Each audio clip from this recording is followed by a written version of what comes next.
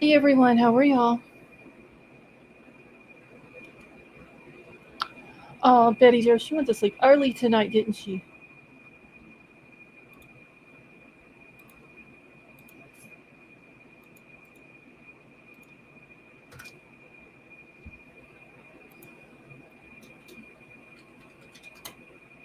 Now, give me a second. Let me get all my stuff pulled up here. Courtney, how are you?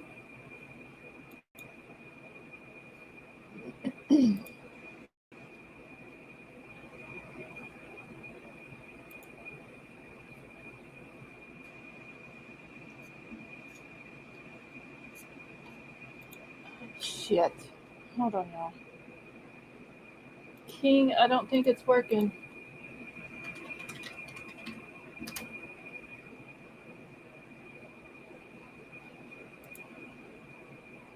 And it might be because I was on the other one the other night.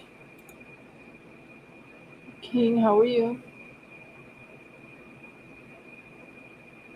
Oh, King, I got something to send to you here in just a minute. Don't let me forget. Betty Jo, how are you? Good.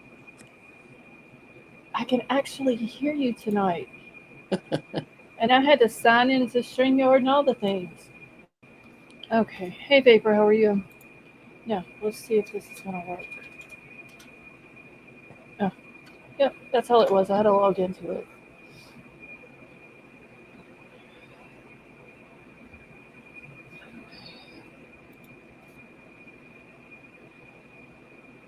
Vapor, I'm on. I guess. Yeah, I thought I was going to die last night. I'm not even going to lie. I literally melted. It I was so seen damn hot. power went out. Huh? I said I seen where you said the power went out. Yes, it went out at like 6, about 6:15. I reported it at 6:21. Then they sent a thing and said that it should be back on by, it was either 10 or 11 last night. Then it got closer to 10 o'clock, and they're going to send out a thing that's saying uh, that we had to delay the estimated restoral time, and they could never give us a time that it was going to be back on. So, like, I don't know, it was like early this morning. They said everybody should be back on by 10 o'clock tonight on August the 19th. So I'm thinking, hey, Elsie, how are you? I'm thinking we're going to go all day long without power. It finally came on at whatever time I came in Discord and said the power was back on. But I was miserable. I was not a happy person last night. For real. Like, it was brutal. That's like here they putting in new telephone poles Uh-huh. and they knocked the power out. The guy comes up, he says, "Sorry, we didn't mean to knock the power out. It'll be back on in 20 minutes." Yeah. I said, "It's okay, dude." Yeah. The thing was though, it was like 98 degrees here yesterday.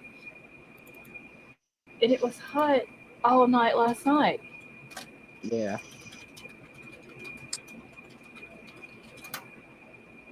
Okay. What am I looking for? Okay, King, I just sent it to you.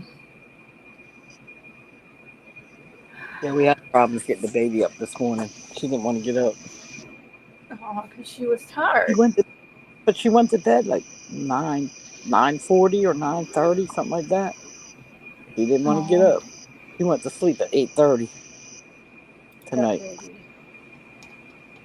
Well, hopefully she'll get enough rest that she'll be okay in the morning. Okay. Sending something. Elsie, who's meaner than a cat in a room full of rocking chairs?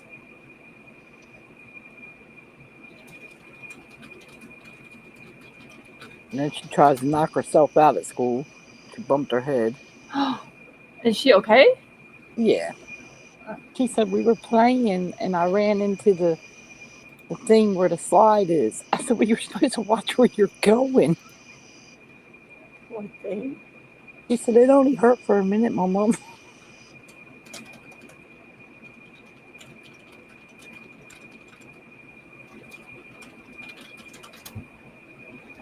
Okay. Elsie, why are you going to say that about yourself?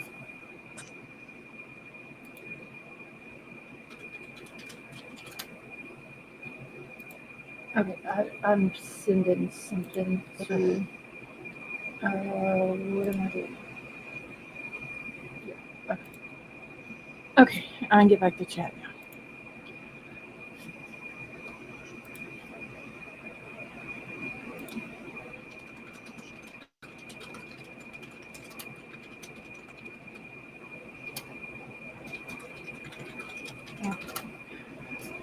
Okay. Good Lord. Because I am today. Elsie,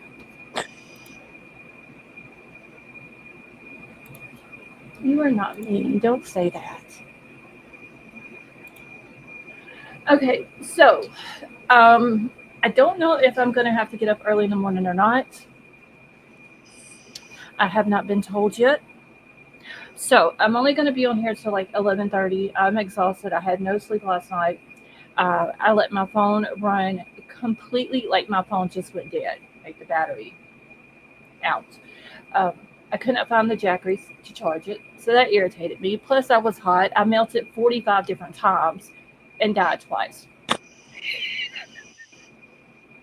It just was not a good night. But I had to come on here tonight because I needed to get through some more of these documents.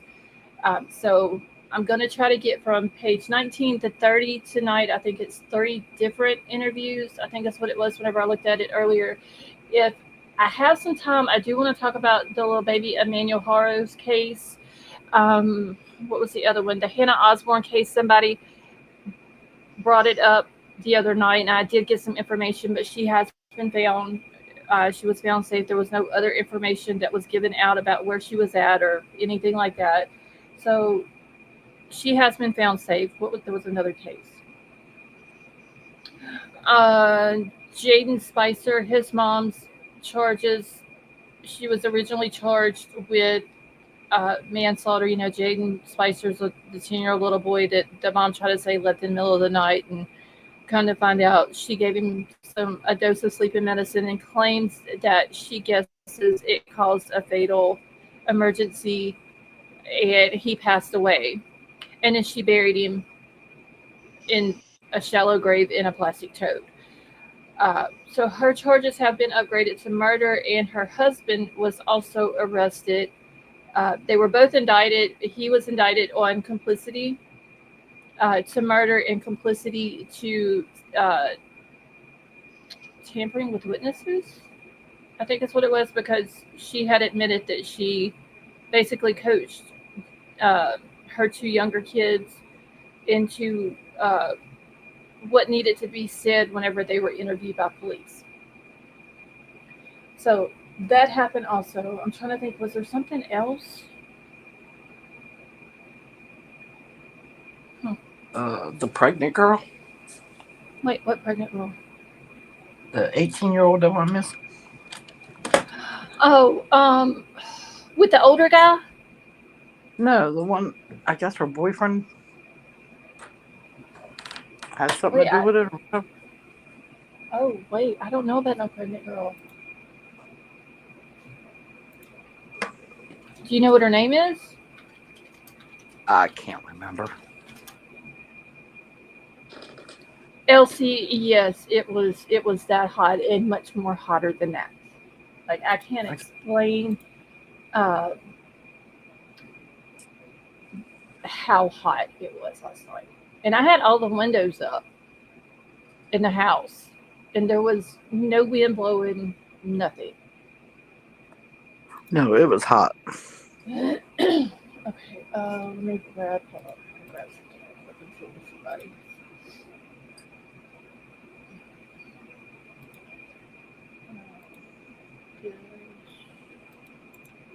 Hold on just a second. Watch the chat for me for just a second.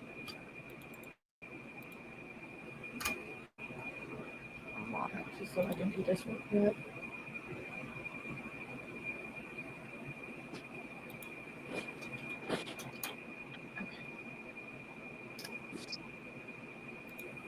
All right, let me get out of here. Okay, so we are both in the same heating warning area from Texas. Elsie, then you know what I'm saying and how hot it was. Oh shit! The baby that went missing. Huh? The the baby that went missing. The 7-month-old. Uh The huh. neighbor's home. The neighbor's home is on fire. Wait, Emmanuel's neighbor? It says breaking Emmanuel Haro neighbor's house on fire. Oh, damn. I don't know Now, when that. because I got a late start today, I didn't get. I tried to see what new information had came out about the case, and I was scrolling through YouTube, and I seen one of the YouTubers that's covering the case said something about the parents. Obviously, I mean they've lawyered up, Yeah. but um, there was something said about the parents. I guess have fled. Like they, I Oh, don't know, I don't know where they left and went to. I don't even know if that's true. Whenever I did a Google search, I didn't see anything about it, but a lot of the news uh, stations and stuff like that, all of their information is usually like a day late than what people on YouTube and TikTok and all that find out. So I don't know if they have fled. Apparently, their attorney has spoke out and said that uh, their cell phones were taken, or well seized, and the dad's car was yeah, seized. yeah, And apparently, whenever they went in with a search warrant yesterday, day before yesterday, whenever it was, um, that they found blood in the yard, and that's why yeah, they started digging the yard up. So I don't know if I haven't seen any confirmation. That was just something I've seen in passing. I'm hoping I don't have to get up early in the morning. That way I can sleep in and then just wake up at 9:45, do what I've got to do, and then start looking into everything. yeah. 'Cause I am so far behind. But that's weird that the neighbor's Yeah, I house don't was know on fire. what time it happened, but it. Wow. Okay, so I understand that's why I'm me today. Well, Elsie, I completely understand what you're saying now. Okay, let me get out of this. I gotta find the file.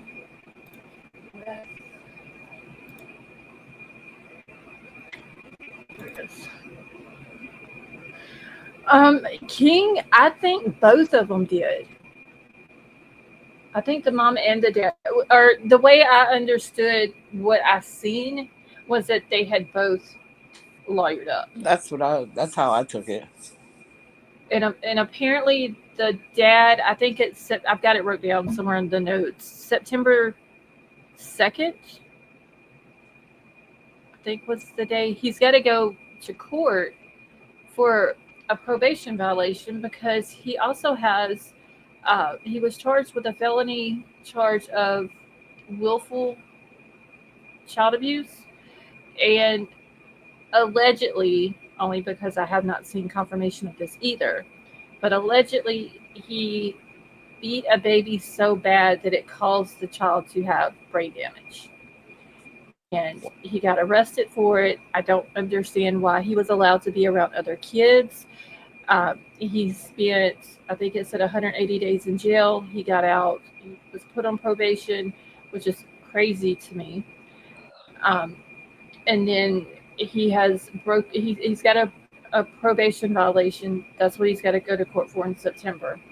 The 2 year old that they also had in the home was removed. That was confirmed by the grandmother that the 2 year old had been removed from the home.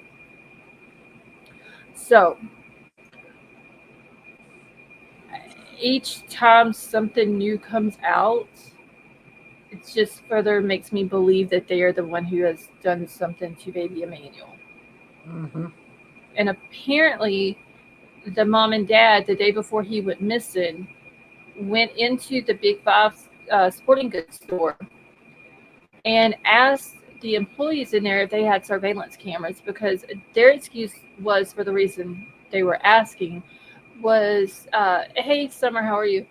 Um, was because the week prior to that, their car had gotten broken into, so they were trying to find surveillance footage.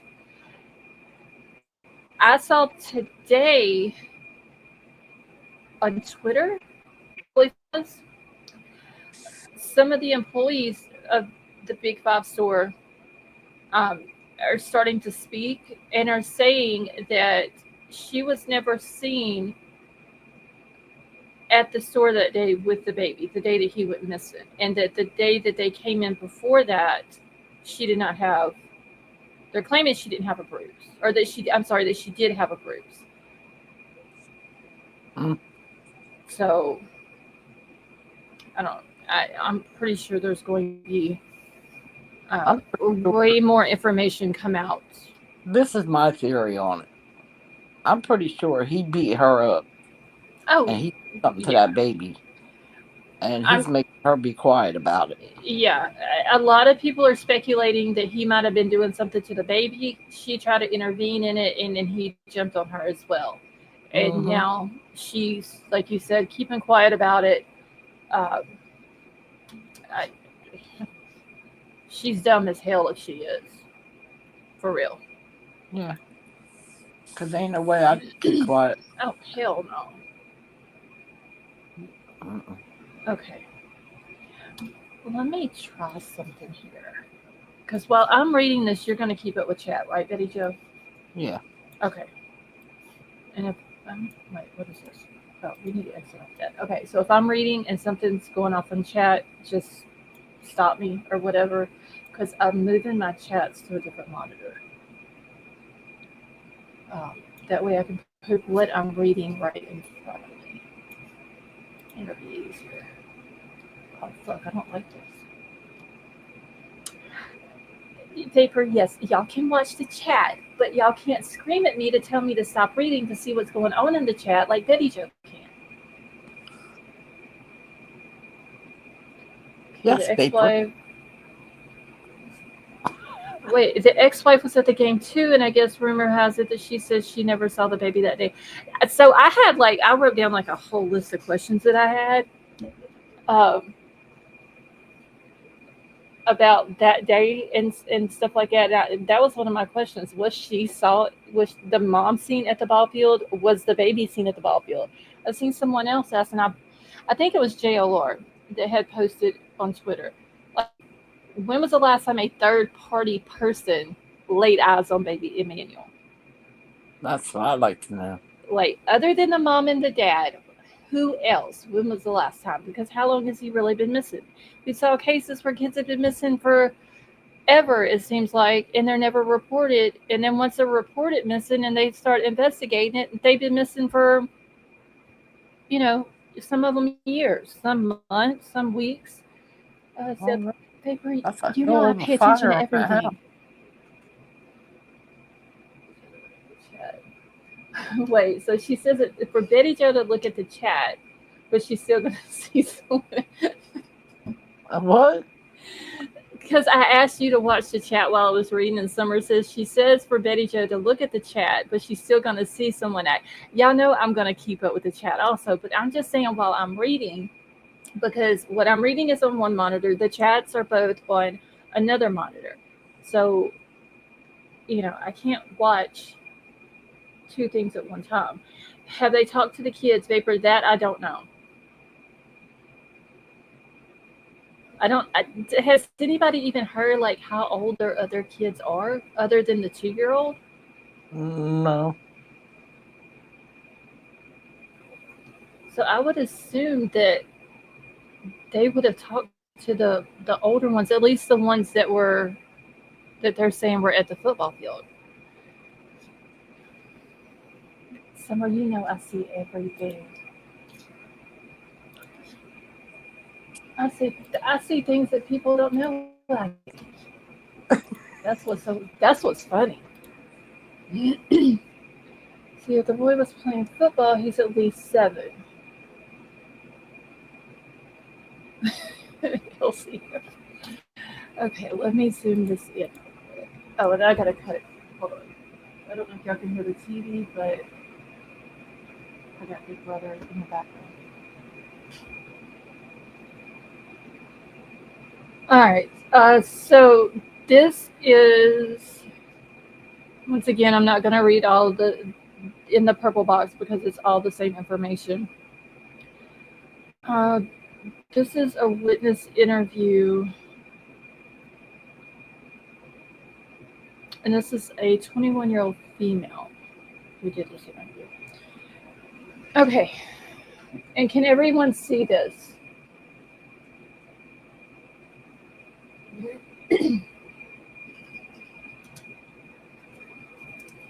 Okay, Betty Jo, can you see it? Okay, you're the only one that's going to me back. Uh-huh. Can Huh? I? Can you see it? Okay, on the screen. Oh yeah. Okay, I'm just making sure. Yeah.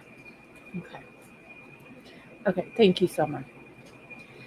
All right, so on November the 18th of 2022 at approximately 12:42 p.m., ISP Detective Sergeant Ken Beckner and Trooper Andrew Weinstein interviewed Blake at the ISP District 3 office in Meridian, Idaho, regarding the homicides which occurred at the University of Idaho on November 13th.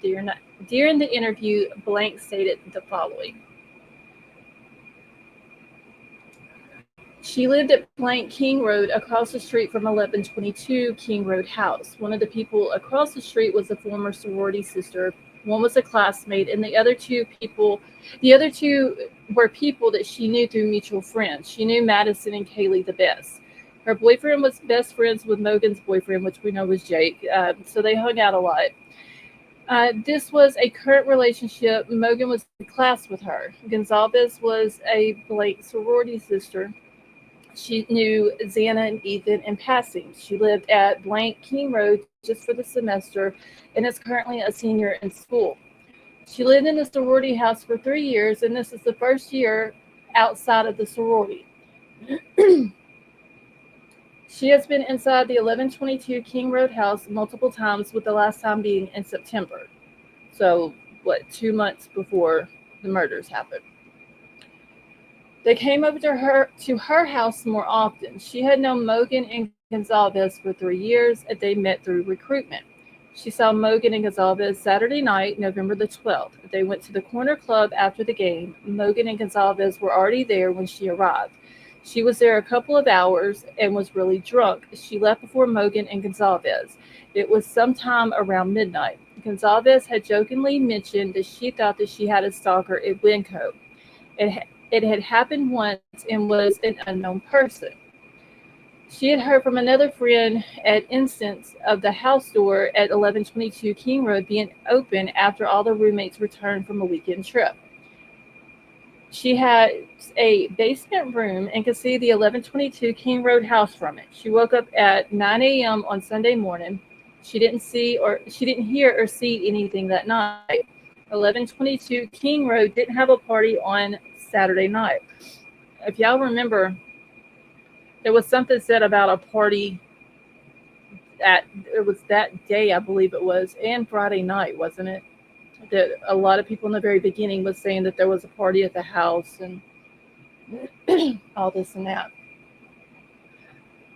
They may have had one on Friday, but it wasn't crazy. Mogan and Blank were a solid couple and had dated for a year. Blank was her boyfriend in Boise that was with her boyfriend in Boise that weekend.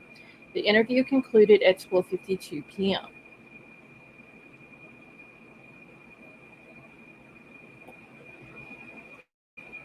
And y'all don't let me forget, I did find out something else today about Maddie's family and Ethan's family that I heard today. Okay. Let's see. So the property on this one is just it's a 22-year-old male that they did an interview with, and the property was the audio from the interview. On November the 18th of 2022, at approximately 11:55 a.m., ISP Detective Chris Pahanka and I interviewed Blank. The interview took place at Blank residence located at Blank, Buell, Idaho. Blank relayed to us the following. He is roommates with Blank. He has known Kaylee since freshman year. They were in the same pledge class, so they've hung out together periodically over the last 4 years. He has visited her house in Coeur d'Alene once. He knew Xana as well, but not as well as Kaylee. He also knew Maddie as well, but they didn't hang out a lot. Kaylee and Blank had been dating since high school, which we know would be Jack Kapoor.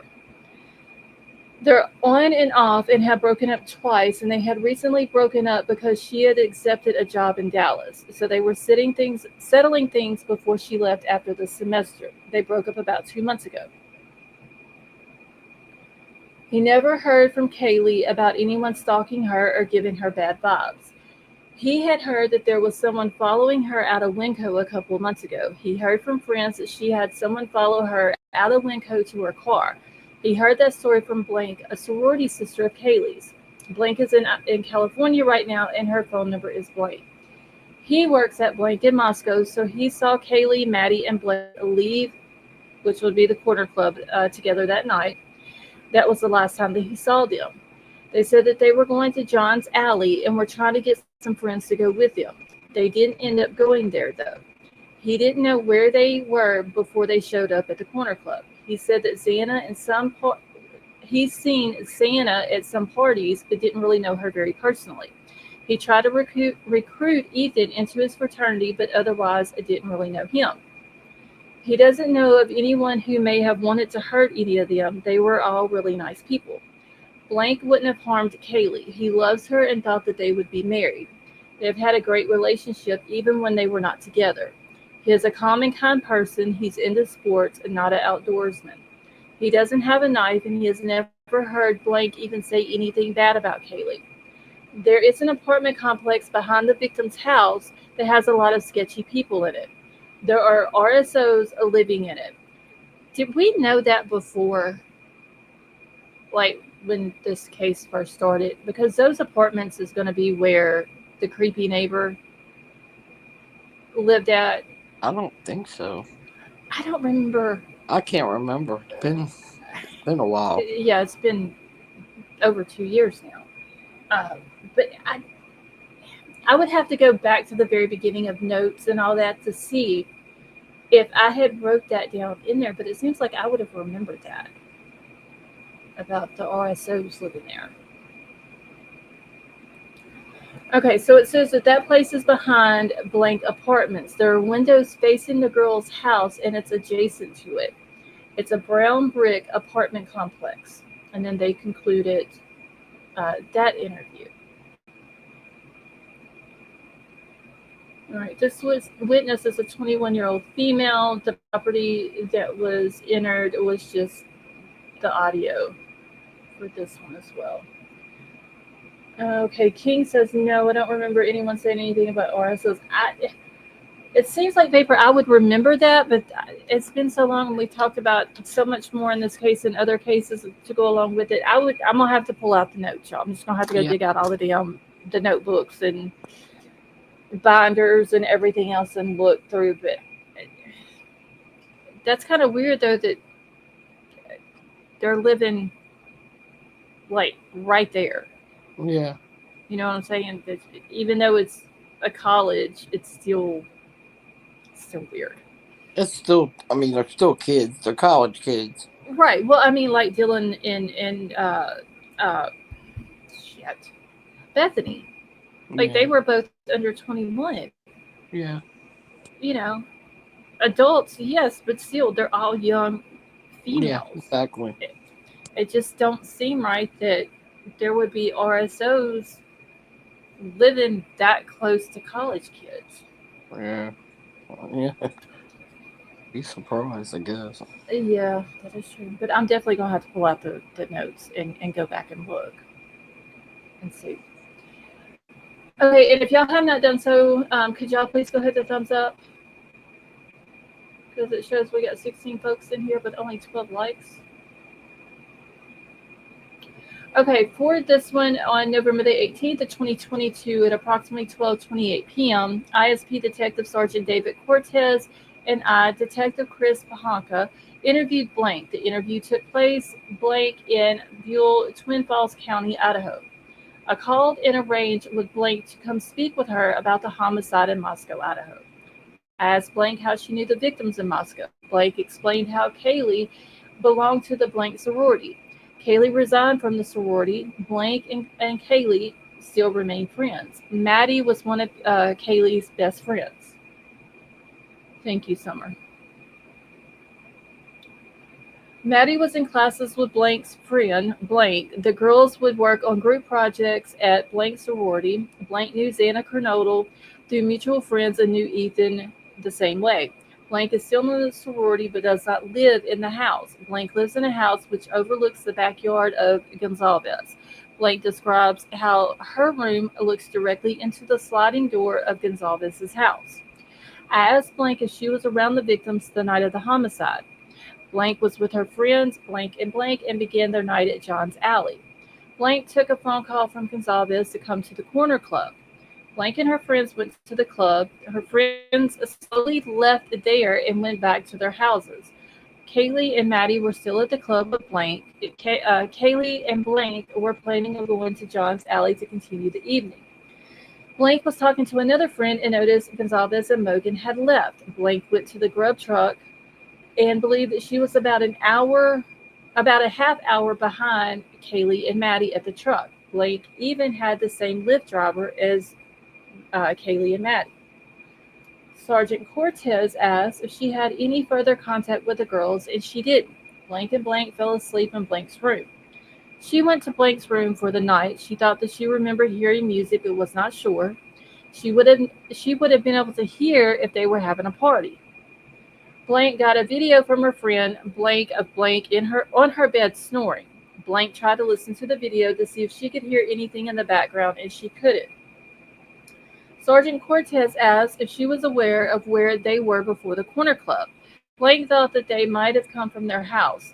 Thursday night, Gonzalez wanted them to go out. Saturday night, everyone was out. She said that girls usually like getting ready together. Sergeant Cortez asked if she was aware of where they were Friday, and she remembered that there was a game. She thought a couple of them went to the game but was not sure, and a couple of them went out later. Sergeant Cortez asked if she knew where they were Friday, and Blank knew Thursday night was sleepover night at the Blank house. Gonzalez was not able to attend since she resigned from the sorority. She thought Gonzalez was in Coeur d'Alene, Idaho, and she told her to come back. She thought Gonzalez came back Friday and showed people her car. She did not believe that they did anything Friday night. Sergeant Cortez asked if Gonzalez had ever mentioned anything about a stalker. Blank described that Gonzalez was a person who would just joke things off. She believed that there could have been a time where she mentioned something. When recruitment for the sorority was over, Gonzalez went over to Blank's house. They were talking and catching up.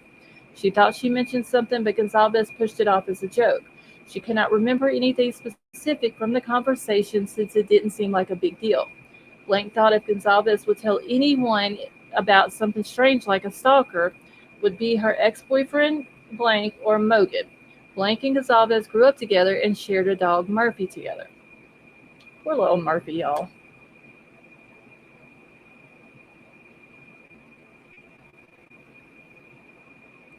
Sergeant Cortez asked Blank if Gonzalez said anything once her and Blank broke up, if he would want to hurt her.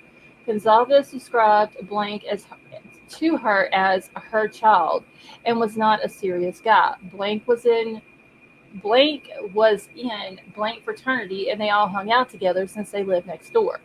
She describes Gonzalez and Blank as a brother and sister relationship. They shared Murphy the dog. Sergeant Cortez asked her if she thought Blank would do anything to hurt her, and she believed that he would never do anything to hurt her. Blank was described as a city guy, and she did not think that he did a lot of outdoors.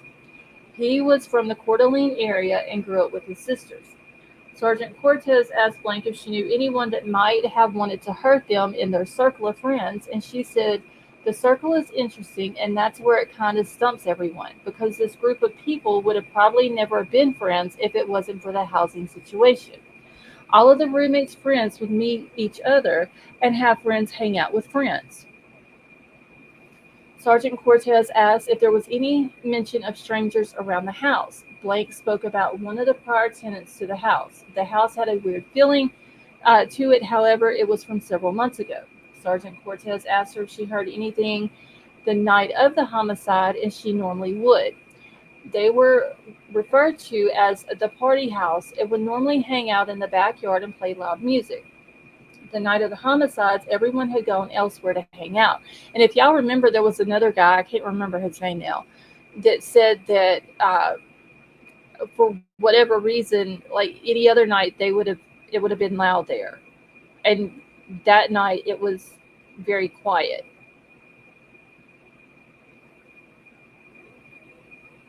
Okay, the sliding back door was considered the front door to the people who would visit. She didn't know if the back door was locked or unlocked. Blank talked about how the kitchen area, living area was the main place for them to hang out. The door was usually open for people.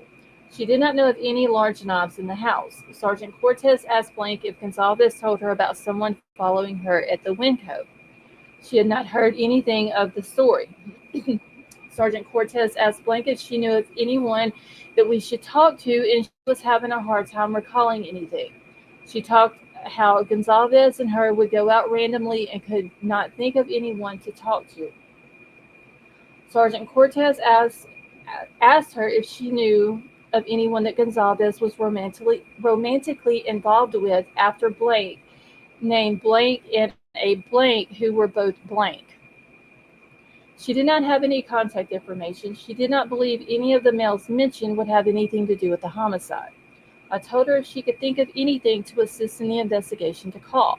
She mentioned how she would hear the dog Murphy bark and she never heard him bark that night, which is weird because there's been other interviews of people saying that they did hear him barking that night. Blank had the television on and thought that she had gone to bed around 3:30 a.m. She would not be able to hear anything going on in the house since the windows were really thin. I'm sorry, she would be able to hear anything going on in the house. Blake could even hear conversations in the backyard. Sergeant Cortez asked if the other roommates would have anyone who would want to hurt them. She thought everyone in the house were amazing people. Gonzalez's boyfriend, Blank, was in Boise. She spoke very highly of him.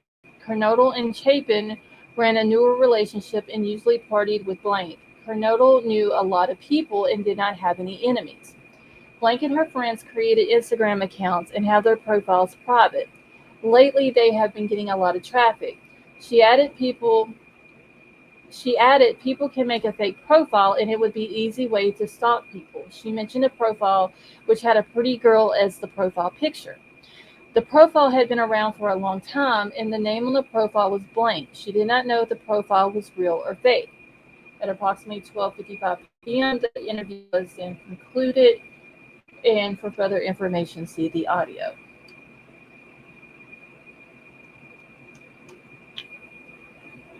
All right. So this one is also going to be a 21-year-old female. Once again, the property is just the audio from the interview.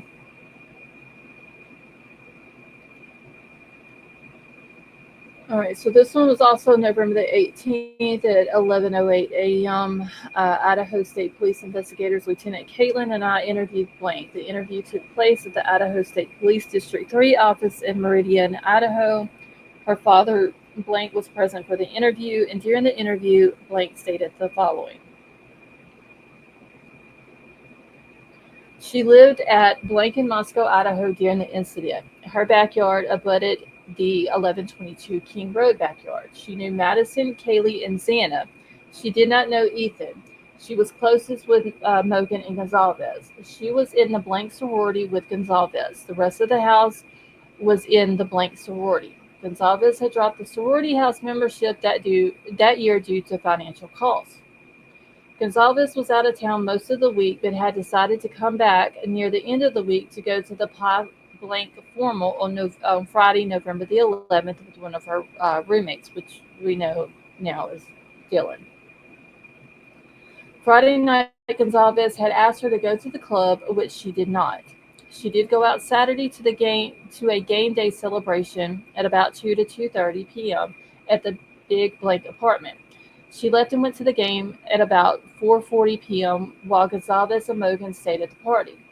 Saturday night, she went to the Dirty Goat, a local bar. Gonzalez contacted her and wanted her to go to the Corner Club. She met Gonzalez at the corner club around 11 p.m. Gonzalez, Mogan, and a lot of other people were there. She had a small run-in with Blank at the corner club. Blank was kicked out of the bar around the same time or not too long before. Mogan and Gonzalez had left the corner club. She stayed at the corner club until around 2 a.m. and arrived home at approximately 2:30 a.m. She was up until approximately 3:30 a.m. and did not hear anything. She woke up Sunday morning at approximately 7:30 a.m. She had been in a different room than her own. She and roommates made breakfast around 8:30 a.m. Later, when she went to her room, she could see a lot of police cars next door. She spoke with Blank, the Uber driver, who had told her that he was pretty sure he had taken Mogan and Gonzalez home that night. Blank drove a smaller gray sedan. Gonzalez's old room was the room that Kernodle was living in. Gonzalez recently moved into the room on the third floor after Blank had said that she was not moving back in. Gonzalez did not seem at all worried about a stalker or any other dangers. She thought that Gonzalez would have said something if there was a real stalker. Gonzalez would have been scared if she had had a stalker. Instead, Gonzalez was planning events for all of them at the time. Her bedroom window looks out onto 1122 King Road's backyard. She can usually hear anything going on in the backyard. Murphy, the dog at 1122 King Road, usually barks a little bit, and she can generally hear it, which she didn't recall happening that night. She had booked tickets with Gonzalez to go to Europe together approximately 3 weeks prior to the homicides. Gonzalez had recently sold a white Subaru sedan for approximately $6,300 to a man using Facebook Marketplace. Gonzalez had just purchased the Range Rover the previous day. Gonzalez was making good money, but a Range Rover seemed expensive. Gonzalez was recently offering to buy drinks for friends quite often. Gonzalez had planned to move to Texas and had a temporary male roommate arranged down there. Gonzalez had an ex-boyfriend, Blank, who is Blank's neighbor. Gonzalez and Blank dated for approximately 6 years. Gonzalez and Blank dated all summer while Gonzalez was up in Moscow working. Gonzalez and Blank were not together, but were good friends. Gonzalez and Blank shared a dog, Murphy, together. Mogan had a boyfriend, Blank, in Boise, who was friends with a lot of Blank's friends who had graduated. Gonzalez stayed in her old room while she was living in Moscow all summer. Gonzalez only had one roommate during the summer, Blank. Gonzalez worked for Blank and ended up getting a full-time offer starting February 2023.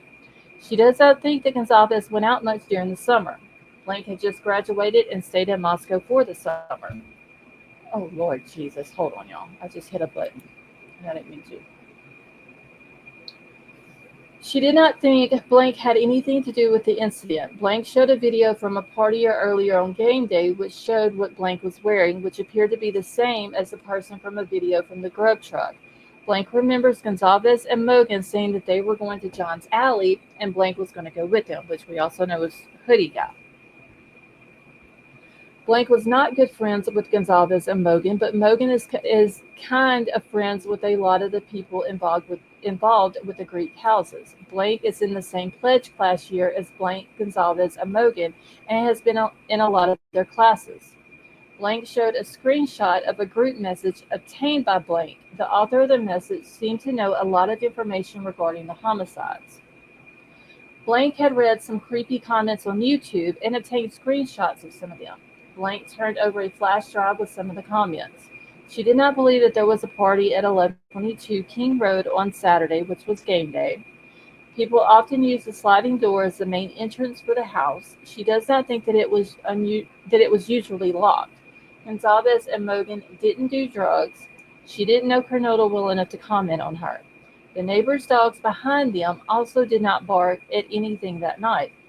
The interview ended at approximately 11:53 a.m. And for complete details, review the audio recording of the interview. The audio recording was copied onto a flash drive and submitted into evidence under tag number 220004195, item 1.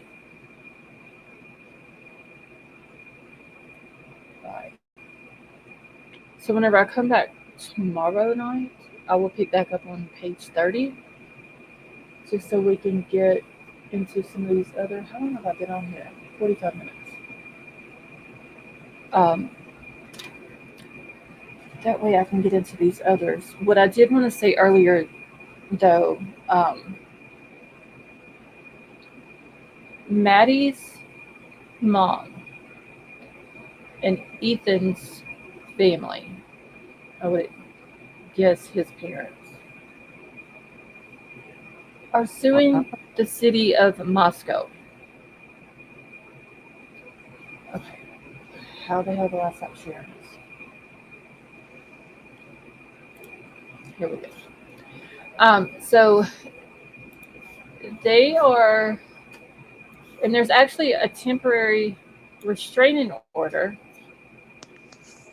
out that Maddie's mom did, so that no videos, photos,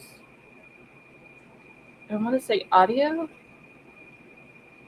No, they did, um, and it's for any photos, videos. I think it was audio was the third thing that was on there that has to do with Madison's room. They don't want anything else released of the crime scene. I have not seen anything about what Ethan's family has put out other than they are also suing the city of Moscow because of the release of the crime scene photos. They don't Can't want blame them them. out. I mean, I don't blame them. I know that whenever people do these FOIA requests, videos and audios and photos are all sent out in the FOIA request. But so, I mean, I honestly, I get that some people want to see them.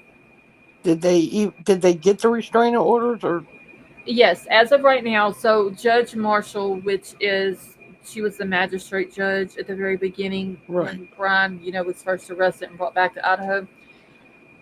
Um, and I don't think I did the screenshot. I bet you I didn't. Let me look because there was a statement put out. Um, I don't think I did. But she was saying something to the effect, and this is not verbatim of what was said. Y'all might have seen it, but that there was. Fuck, I don't even want to really quote it because.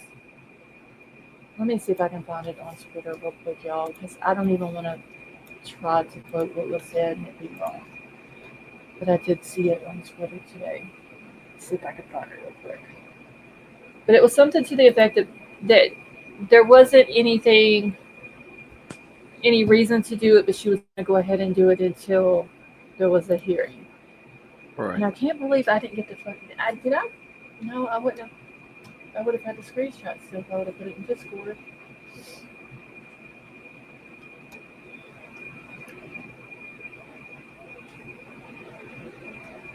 Oh yeah, I see the thing now on Twitter too about Emmanuel's neighbors. Okay. Let's see.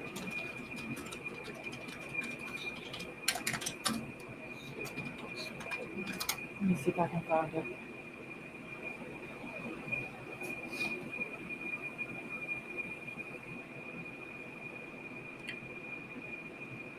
What is today? The 18th? No, 19th.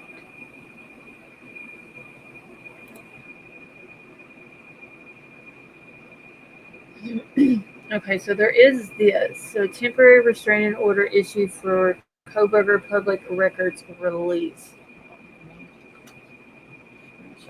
I think this is about Maddie's mom.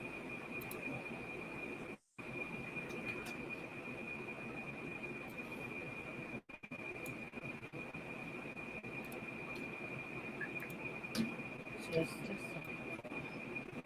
kind of info to pull up here. Shit.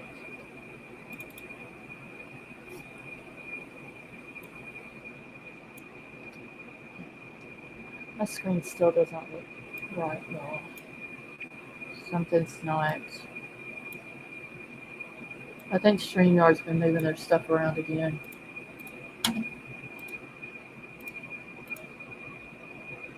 Okay. So this came out on the 18th, but this is on August 12th. The city of Moscow was served a notice of a petition to the Latah County District Attorney for a temporary restraining order and injunction to prevent the release of additional public records related to the state of Idaho versus Bryan Kohberger. Latah County Case CR 29-22 2805, Ada County Case, and the MPD case number on behalf of Karen Laramie, which is Madison's mom. Okay, hold on. Let me get the link for you.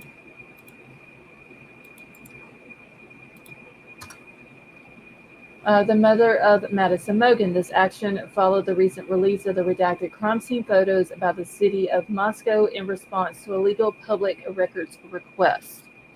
Okay, give me a second, y'all, so I can get. There's two parts to this. Okay, Betty Jo, you back?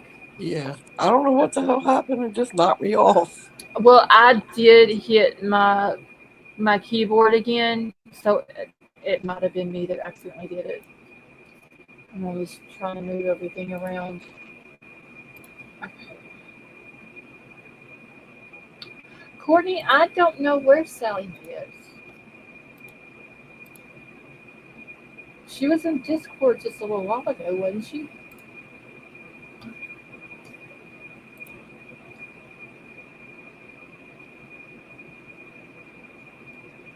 I don't know. She hasn't said anything there in a while. Okay, on August 15th of 2025, Idaho's 2nd District Judge Marshall issued a temporary restraining order prohibiting the city's release of any images, audio, or video depicting the inside of Madison Mogan's bedroom until a hearing on the preliminary injunction may be held. Judge Marshall found that major portions of what had been released did not constitute an unwarranted invasion of privacy. That's what I was trying to think that she said. However, Judge Marshall stated that there are portions of videos and photographs in their redacted form, specifically including unreleased body cam video, that could constitute an unwarranted invasion of privacy at this time. While the temporary restraining order only applied to Madison Mogan's bedroom, the city will not provide any further releases of photographs or videos depicting the inside of any of the victims' bedrooms until the matter is fully reviewed and decided by the court. They might win that, and then again, they might not. I mean, from their point of view, I get it. They don't want their deceased child or bodily fluids. Yeah, I mean, I don't blame them. Not one bit do I blame them.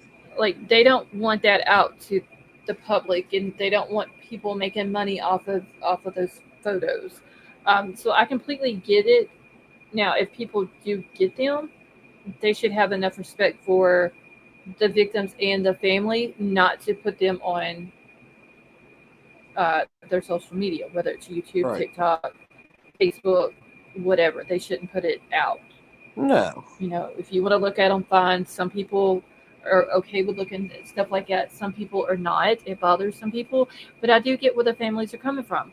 As of right now, it's just Maddie's mom and Ethan's family is the only two that I have heard that are suing the city of Moscow. Later on, Xana and Kaylee's family could join in. Who knows? Yeah. You know, but, you know, we did hear that they didn't want the photos put out.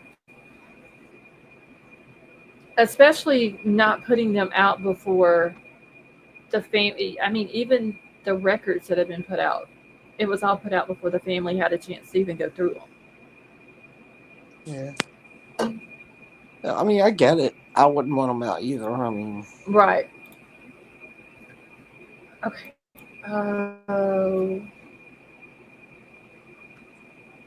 What was I talking about before that?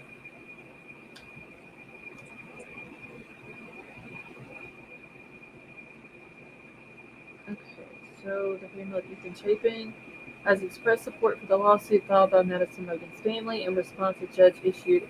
Okay, that's about the TRO also. So that's Oh, Betty Joe, what was I talking about before that?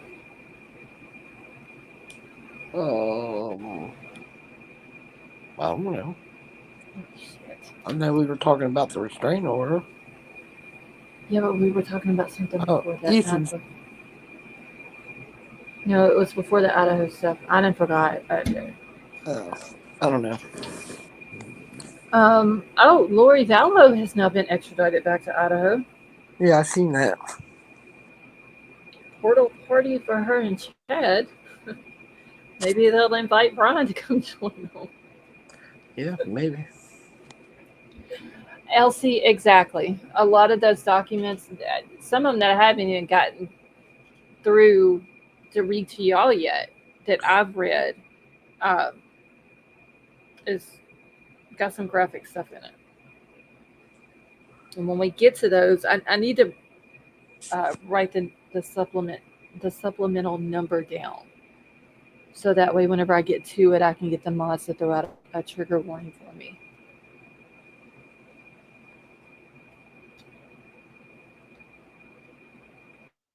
Shit, I wish I could remember. There's no reason to have them photos, and there's no reason to put them out on any social media. YouTube, No, Facebook, Instagram, any of it. I mean, it that's just like Gannon Stouch. I think wasn't he the one that one of the YouTubers got a hold of his pictures and then put it behind a paywall? I believe it was it his autopsy photos or Yeah, crime scene photos or one of them. Like, why? yeah. There's no reason. That's one that was a child, like a minor age child. Yeah, You Why put it behind a paywall? Why even let that thought cross your mind that you were going to show people a picture of a little boy who had been brutally murdered? yeah, exactly.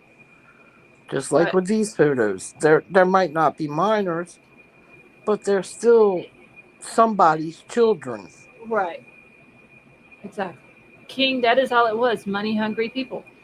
Yeah, To you know, that's why I have seen the crime scene photos from Idaho 4Ks.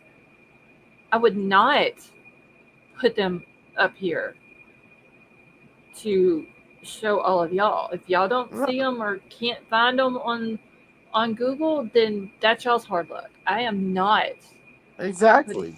putting them out. It is just that's I don't know. I don't understand people and why they think that stuff like that is okay. Because if it was my child, I wouldn't want the photos out, even if they Nope. are blurred. Like with It's Xana's, and if y'all have seen the photos, you know what I'm talking about. With Xana's, you really that it's her, mm-hmm. but you can't really see anything. Ethan, you know exactly what you're looking at, even though it's blurred. Yeah. That's why I said it doesn't need to be put out.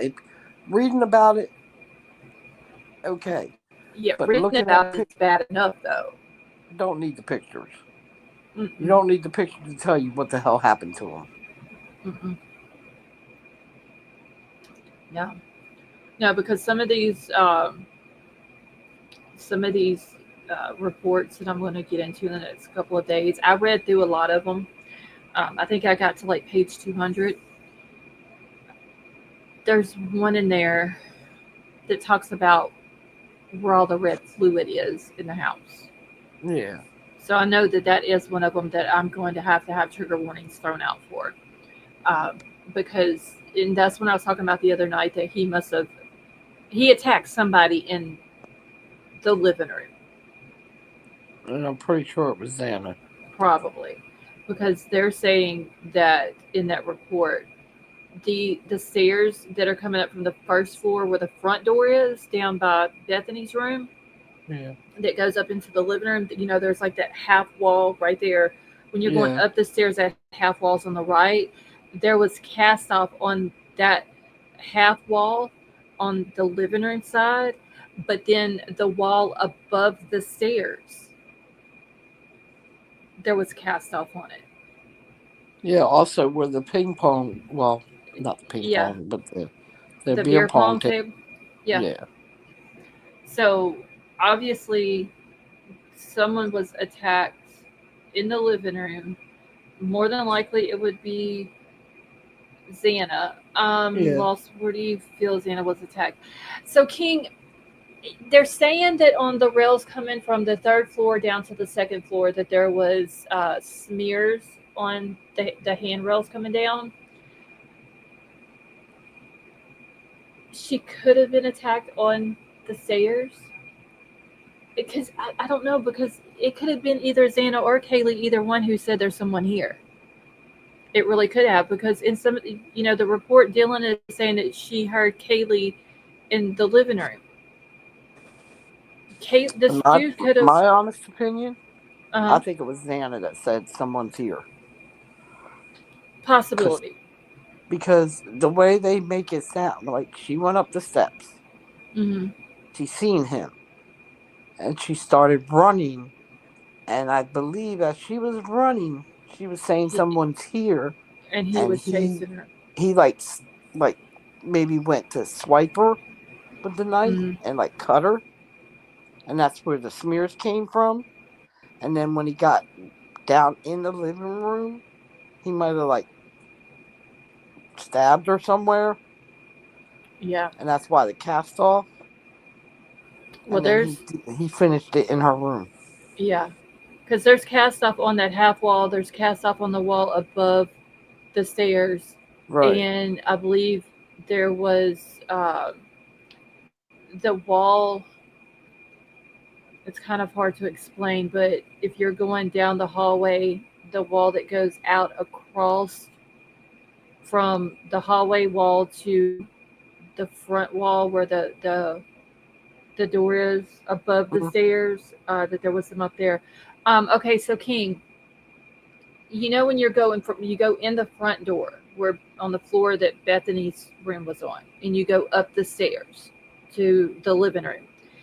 On As you're going up the stairs, on the right side of the stairs, there is a half wall right there that separates the living room from the stairs. So basically, like a railing type wall, I guess you could say, that keeps people from falling off uh, onto the stairs, if that makes sense. Um, so that half wall right there. So that one, and I don't think I have. Let me look real quick. I don't think I have a layout of the house on this computer. So okay, so King, you know what I'm talking about. So that half wall, but also over that half wall onto the wall above the stairs. That would be the same wall that the front door is on, but above the stairs. So basically, the cast off hit the half wall and over the stairs to that wall as well. And no, I don't have any layout of the house on this computer. It was all on the other one. But there was some going down the hallway. There was hair. I think it was like the baseboard of the hallway. Uh, so I either she was attacked on the stairs going to the third floor, or or he chased her down and attacked her in the living room. But for sure, she was not first attacked in her room. No.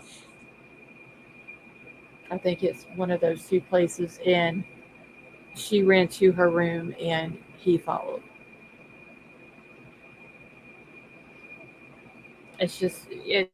The more you read on it, the more brutal you see uh, what happened that night. And there are some pictures that they have released where you can see the red fluid and the cast off in the photos, because none of that is blurred out. The only thing that they blurred out was the victims.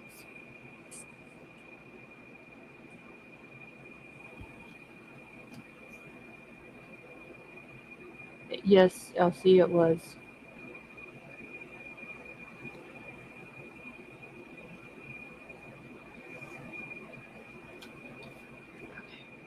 Oh, I know what it was I was talking about, Baby Joe. We were talking about the neighbor's house being on fire. Oh yeah, forgot about that. Yeah, as I was scrolling through, I had a scroll moment, y'all. I was scrolling through TikTok and seeing it when I was trying to find something else. And did you ever tell me the name of the pregnant girl? No, because I can't remember. Okay. You I'm know what? It tired. I can't remember. I am too. I'm exhausted. And see, I still there's nothing on Google about the parents, about Emmanuel's parents fleeing. No, they show they're showing on Fox 11. They're like talking about him. I have it muted. Can't hear what they're saying. Okay, maybe it'll come out. There'll be something out tomorrow because we've known for 2 days that the mom refused to do a polygraph test, and it's just now coming out 6 hours ago on the Los Angeles Times. So I But wonder. the father's conviction, Mhm. his um is child cruelty. Yeah, willful child cruelty. Yeah, Yeah. So he's not a very good dude. He shouldn't even have even been allowed around kids. they just said that search is intensified. That's all they keep saying. Okay, King, Which what corner do you think she could have like went around to run into him? to Because run I'm, into huh? to run into who? King said, I wonder if she turned the corner and he ran into her. Talking about Xana Well, turning the from what corner. I understand, the way it is read is that she heard noises from the third floor, and that she went up to see what was if it was them, messing around or whatever. Uh huh. And I guess she spotted him, and I guess he spotted her and chased her down the steps. Which I mean would make sense if it was her who said there's someone here. Yeah. That would make perfect sense. Living room into the kitchen. But I mean, she could have been going to the kitchen as he's coming down the stairs. Yeah, that's a good possibility too.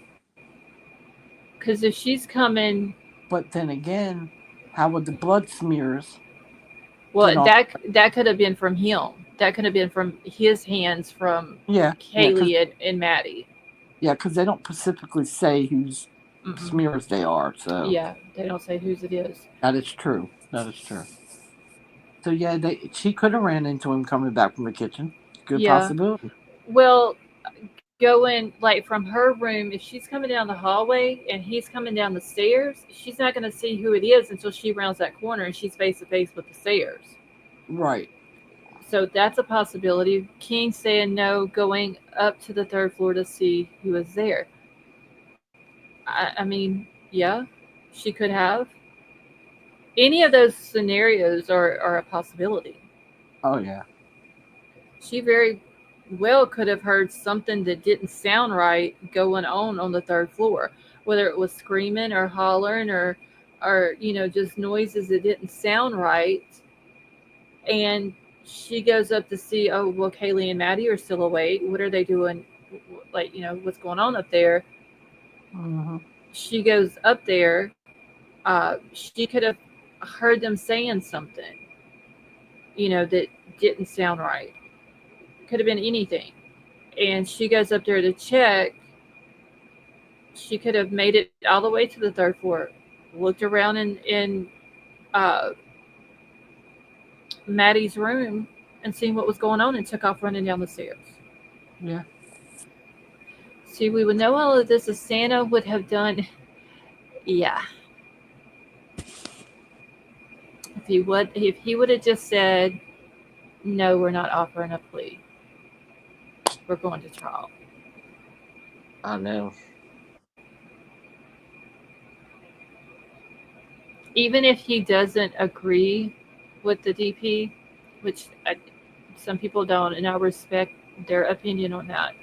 But even if he didn't agree with it, you still put it on the table. You still went. Uh, you still was seeking the death penalty in Mm-hmm. his trial. You should have went through with it. I mean, this wasn't just one victim. This is four. How are you going to let a man off with four murders? Well, not really let him off, but let him off and not get the death penalty. How are you going to let that happen? It makes absolutely no sense. And it would be day two. Yeah, going on day three. That is right. Technically, I would have missed day two because of my damn power, but I'm pretty sure somebody would have picked up day two for me if I would have needed them to.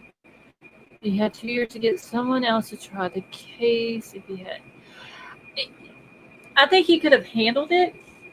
I just don't. I don't. I don't really want to say he didn't want to. Well, because we can't really say that he didn't want to, because the Right. defense is the one who went to them for a plea deal. Yeah. So we really can't say. Yeah. I can. Yeah, and I don't really want to say that he didn't want to because that wouldn't be fair. I don't know if it had. My thing is, if you're not for the death penalty, why seek the death penalty? Yeah, that's I because think that more people would have respect that if he would have just come out and been like, "Look, I don't agree with the death penalty. I don't believe in it. or I'm not going to seek it." I right. think more people would have respected him for that than to seek the death penalty and then all the way to the very end, right Yeah, before trial is supposed to start, you take it off the table and give him a plea deal. yeah. The point is, he didn't just all of a sudden decide he was going. No, I don't think he just all of a sudden decided he was against it. I think he's been against it from the jump paper. That's what I'm saying. I think he would have been more respected if he would have just from the jump came out and said, I don't believe in it. I'm not going to go after it. I think he also, like King Scarlet said, he also is thinking about the school's best School, interest, which is a conflict of which interest in conflicts. my. Yeah, Yeah, I agree with that. I mean, But I can see that. Hey, Kelly, how are you? Um, I can see that because this has been going on at the time the trial was supposed to start, which would have been yesterday. We're at almost 3 years since it happened. I yeah, can understand him having the school's best interest, but at the same time, you make an example out of Bryan Kohberger. If you hmm come to my town and you mess with our kids, this is what's going to happen to you. yeah, exactly. This is what you're going to get. Right. And not put the DP on the table and then take it off. Like, what Yeah, is the point yeah. of doing that? And that's just how I feel about it. That's just my opinion. Other people will have different opinions. That's fine. I respect that as well. That's just how I see it. If he But had no intent on going after it, why do it to begin with? brought it to the table. See, a lot of things went the way the school wanted, not the public. That is true too. Yeah, for some reason, it's like they wanted to protect the school. Well, they don't want it to be known as a place where four college students were murdered. But it's Uh, going to be. The but whole world knows. I mean, I don't think that they were anticipating how much coverage it got. Well, I mean, you wake up one morning and comes across your TV four Idaho students murdered. Mm-hmm. Um, the whole world's going to look at it. Okay, so Courtney said, heck, my friend's daughter went there even after the murders. Didn't affect the incoming students from coming to the university. So why not just go after the, like, Why worry about what the school wanted? Why not do what was right for the victims and the parents and their family? Exactly. Uh, Exactly. we should have talked to Santa and let him know. King, that I mean, I would have been down for that. Hell, But huh? I would have prosecuted him. I would have to the fullest extent. I would have been like, if I was him and I was in Santa's shoes, and Ann Taylor came to me and was like, "We're looking for a deal," I would have laughed in her face, and I would have said no, Yeah, because that's what I'm saying. I'd have prosecuted him. yeah, 4 students brutally murdered. Like, he had the intent. That's where the burglary charge come in. He went into their house Hmm. with the intent to commit murder. Yep. And like I said, if he did not leave that knife keep behind, or and didn't get caught, I believe he'd have done it again. Maybe not in that, maybe not in that state, but he'd have A- done it somewhere. Absolutely. Oh, I guarantee he would have done it before he graduated from WSU. It would have happened Yep. again. Yep. Maybe not in Idaho, but maybe in Washington or some. Washington or Oregon or somewhere like Yep. that, it would have been like another Ted Bundy type deal where that Hmm. area would have been Yep. his area, and it would have he would have had Idaho for first, which was a very high profile case. That Yep. and he would have got the big hit if he would have got away with it, and then he would have had his little cooling off period, and then Hmm. he would have went after uh, another, more than Another one college. person. Yeah, Yep. whether it be at And maybe WSU or wherever. But I think that right. I do fully think he would have done it again Oh yeah. But he got for caught, sure. so that's where it ended. Yeah. Oh yeah, he wasn't as smart as what he thought he was. No. Because if he would have been as smart as what he thought he was, his DNA wouldn't have been on that knife sheath. Even if he would have left it or dropped it, didn't know that he dropped it, whatever the case might have been, his DNA wouldn't have been on it. Yeah. And the thing is, I think he was playing with it without having gloves on it, and that's how that DNA got on it. He Or probably he went tried, to he probably went yeah, to snap that snap and pinched his finger. mhm. And he might have cleaned it, but he didn't clean it as well as what he thought that he cleaned it. Yeah. Basically, what Yeah. happened is he fucked around and he found out. Exactly. I mean, that's just the gist of it. That's what happened. He's not as smart as what he claims that he is, or what he thinks that he is. He fucked around and he found out. Hmm. Now he's going to sit in a prison cell for the rest of his life, Being tormented by the rest of the prisoners. and I'm here for it. Honestly, Watch him go insane. It's okay. yeah, like I'm here for it. Popcorn and all the candies and the drinks, and I'm just going to sit back and watch it take place. Is that it too, Kelly? Oh, they're talking about football. See, that's what happens when I don't pay attention very closely to the chat, and then I go back and I start reading comments again. Then I get all confused.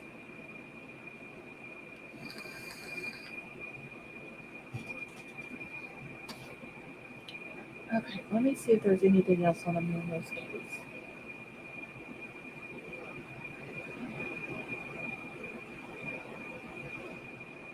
Neighbors help save couple trapped in burning house. Oh no, that was last year. Yeah, there's nothing uh,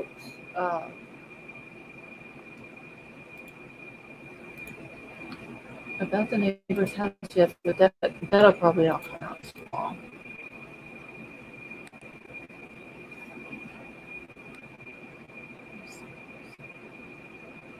Yeah, I really do not want to get up early tomorrow.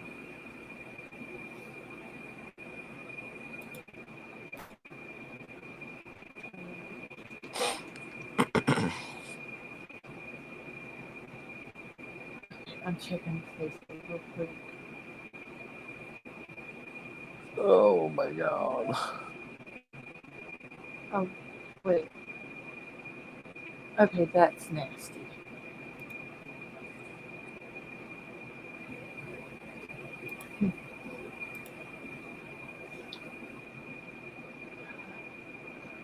Okay, what's up on her Facebook?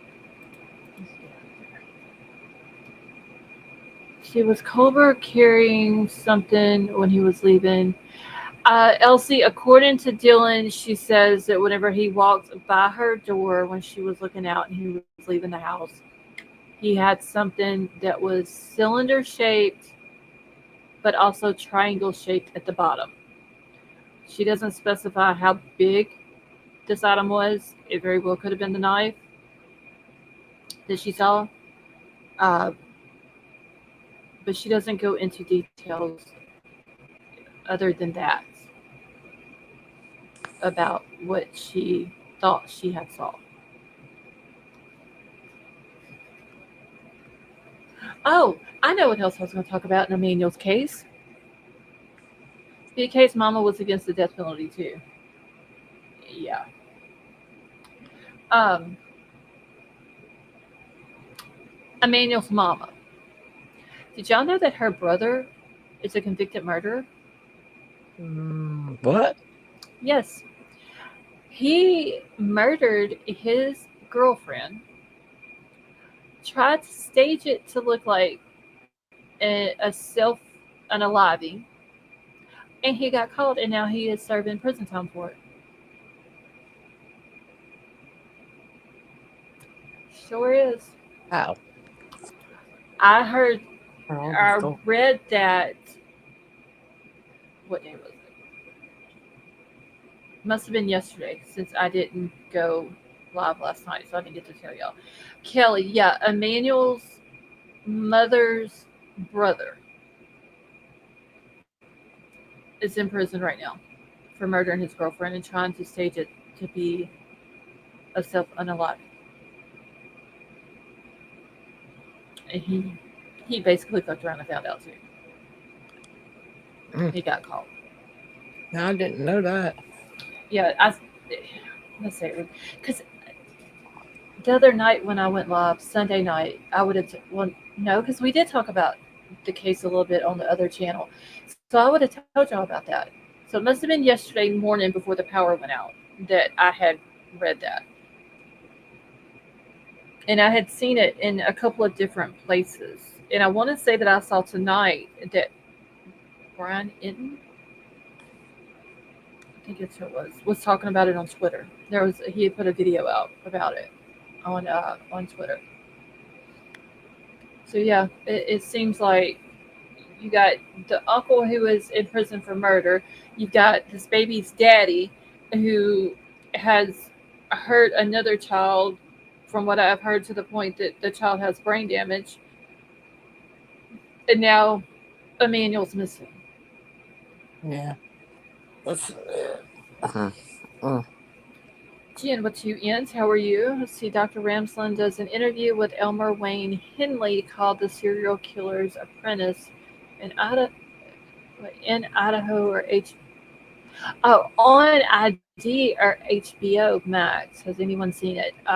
King, no, I have not seen that, but No. that would be interesting to watch though.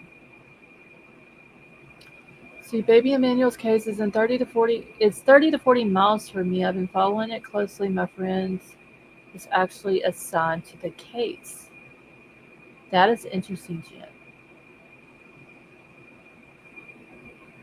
See, Brian Inton also said that Bethany and BK were at the same target on November the 13th. I'm not sure if it was the same time, but it was the same day. Summer, I had not seen that. Mm. Okay, so it's on ID or HBO Max. Okay, hold on. Where's my damn sticky notes at? There they are.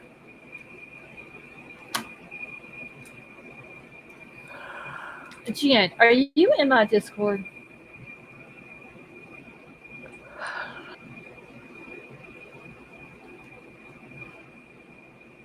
I think I have HBO Max.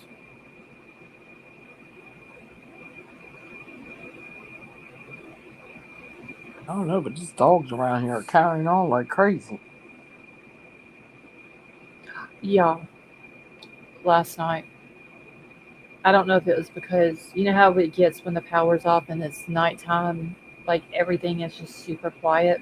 And you can hear everything. Yeah, you can literally hear uh, everything. Well, last night, poor Klaus, he's like overweight already, and he was hassling and he was hot. Usually he sleeps in the bed, at the end of the bed down by my feet. Well, he was laying on the floor at the end of my bed. It was set, y'all. I was not on my phone because my phone was who's yawning? Um, because my phone was dead. The battery's completely out. And so I'm laying there and I'm trying to get comfortable. I'm trying to go to sleep. I am burning up. I am miserable. All of a sudden, and this dog has never done this before, y'all. He started like he's barked in his sleep and stuff like that. He just starts howling in his sleep. And because there's no other noise going on, like there's no fan, there's no air, nothing, the sound echoes off the walls and just makes it louder. So I'm afraid he's going to wake up Uncle. I'm afraid he's going to wake my son up. So I jump up and I'm like trying to wake him up. And he was so dead ass asleep in 100-degree weather that I couldn't wake the dog up. I'm sitting there shaking him.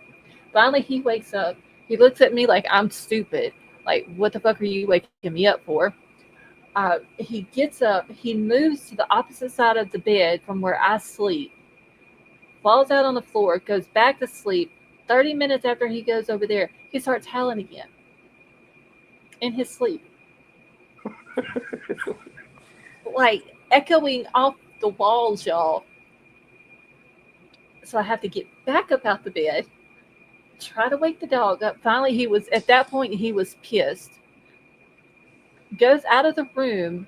I don't know where he went in the house, but he went somewhere else in the house, went back to sleep, and started howling again. I don't know what the fuck he was chasing in his sleep, what he was going, what like something was going on while he was going to sleep, but it caused him to howl all damn night. Elsie, I don't know what it was, but he's never like he's barked in his sleep like most dogs do, but he has never howled. Scarlet, King Scarlet, he is not just a baby. He is like 65 pounds and he's like 10 years old. He's way beyond a baby. Like he needed to stop. It's funny because the baby's dog, Uh-huh. when you're like, if you're eating dinner, she'll sit there and she'll howl. Well, Klaus, he used to not beg people for food, but then he learned that whenever my son, because he looked like I've never seen a dog that likes bread like Klaus does. If my son's eating, he will go sit in front of my son, and he'll just sit there. My son will take a bite, give him a bite. My son will take a bite of something else, give him a bite. So now he knows that that's what my son will do. So now he expects me to do that. Yep. Just a baby. King, That's what I do with Maggie. King is saying just a baby, y'all leave him alone. The next time it happens, I'm praying that the power does not go back out because if the power would have been on, it wouldn't have been that loud. Like the neighbors at the end of the road could have heard it. Fans on and stuff. Yeah, but last night, and I had all the windows open in the house. The neighbors up the road could have heard the dog howling. The next time it happens, I'm going to get my phone out and I'm going to record it and I'm going to send it to King Scarlet.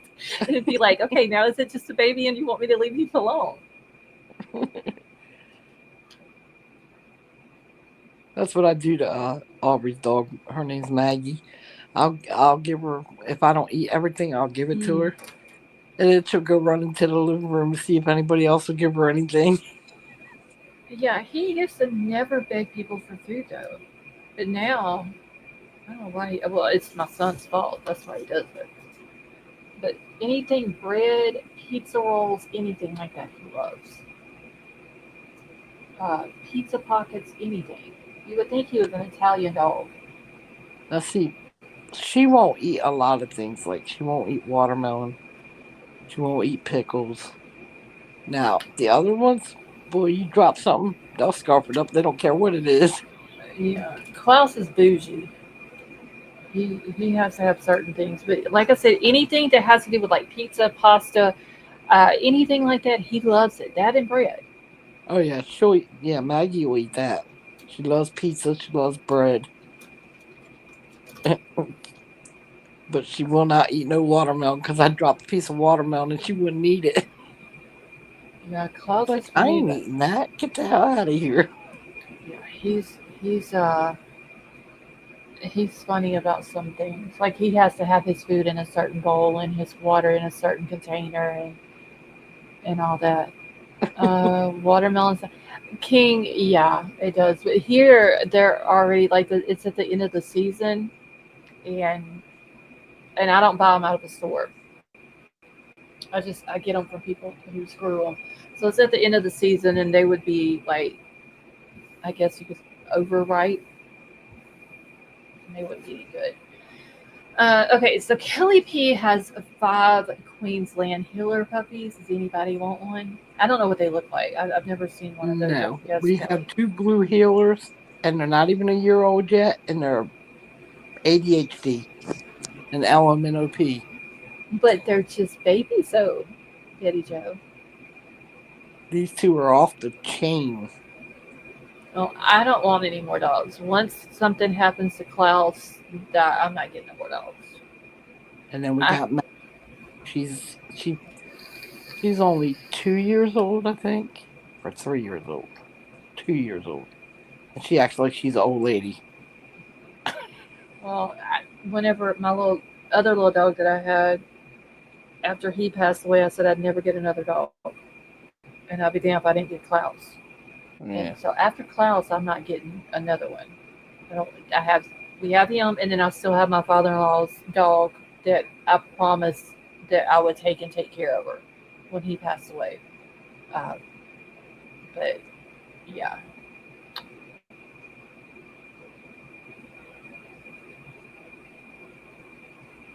I don't want any more animals to eat. To be honest with you, yeah, we got 4 dogs and 3 cats. That's enough. oh god, I don't even know how many cats. All the cats are outside now. Well, these three are in the house, and they're just as bad as the damn dogs are. Yeah, Dollar, he don't even come in anymore. He's like, I'm not coming in. I got all the women out here. I'm a big boy now. I don't need to come inside. The only one that really comes in every now and then is Finn. And he just comes in because he wants to get in my lap and be loved on, and then he's done and he goes back outside. Yeah, But yeah, Dollar is just like, no, like Dollar's huge now too. Okay, Kelly. And yeah, he hangs out with all the girls outside, so yeah. Well, we he, can't let these ones out. The way these cars flying down this road, one of them will end yeah. up getting hit, and I'm not having that. Troll wasn't here. Every one of the cats that was in the house went out. Every single one of them. He pulled up here one day, like all the cats were outside. Told him I didn't want them in the house. Uh, Kelly, yes, post it because I want to see what they look like. I don't think I've ever seen one. Oh, she done posted them in Discord. Well, I can't see them till I get off here. Oh, they're cute. The mama's cute. I just see that's my thing though. I say I don't want another dog, and then I'll come across a pit bull that I like, and then I'll end up getting it. But I'm telling y'all right now, I'm not getting no more dogs. If I say I'm getting another dog, y'all throw something at me for real. I don't want no more dogs. Summer, ain't they cute?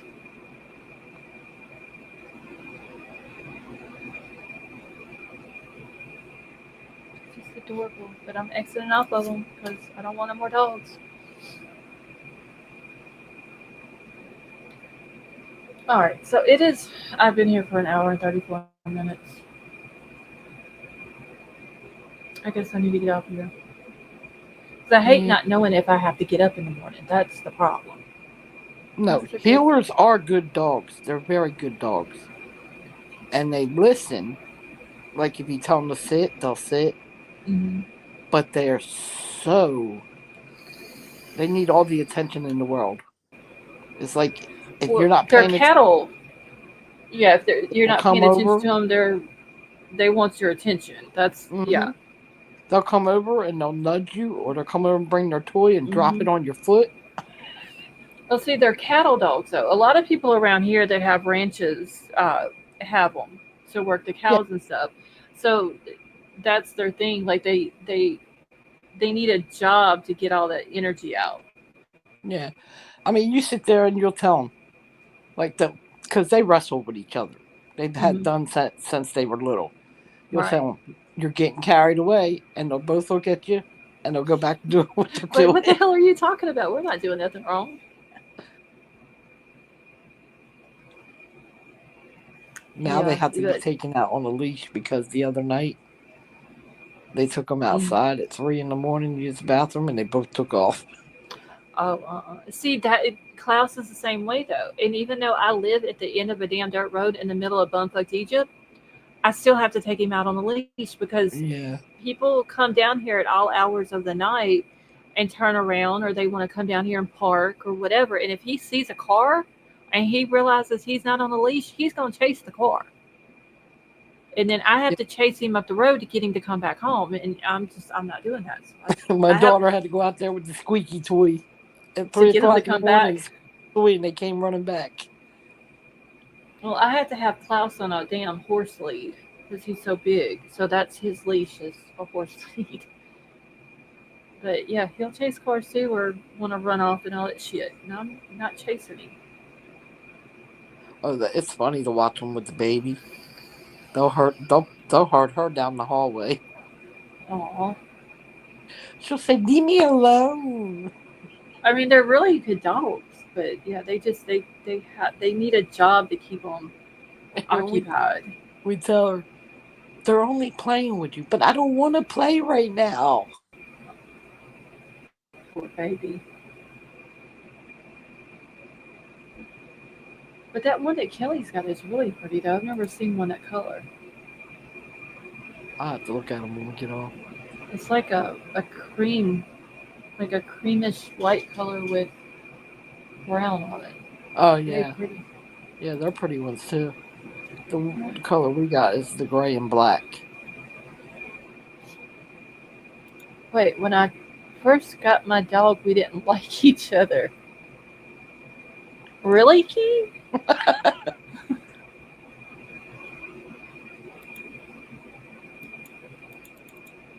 How could y'all not like each other?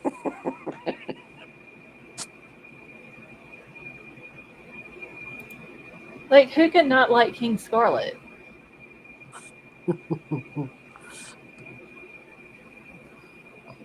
They probably looking at each other like, okay, what are we gonna do here?